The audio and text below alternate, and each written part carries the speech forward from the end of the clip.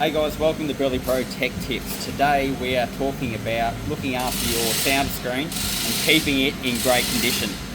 This is a mixture of recommendations from the big three manufacturers, Garmin, Humminbird, Lowrance, plus our own personal experience. Okay, to kick it off, it's really important to remember that sound screens aren't just glass, they're coated.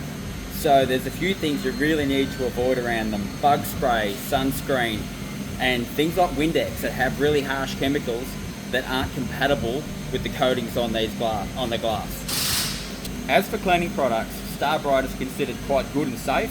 Rain-X, less risky, it's more a automotive product and not compatible with the coatings on your screen. Isopropyl alcohol 50-50 mixed with water is a good product. As straight up distilled water and vinegar blend 50-50, can't go wrong.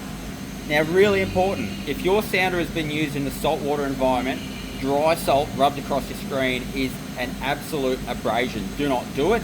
Wet your screen first if you've got to get that salt off. Really avoid high pressure hoses, but you have to rinse your screen in that circumstance. As for cleaning cloths, use a microfiber cloth or just straight cotton. Do not use paper towel, especially absorbent towel. It's actually abrasive. And the process is super simple.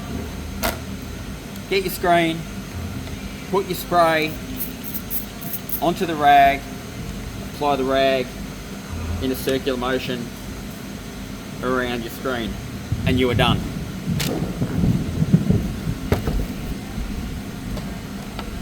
Make sure you're using your manufacturer's sun and dust cover when not in use to protect it, and get a BerleyPro visor on there. It helps spray getting on there in the first place. See you on the next one, guys.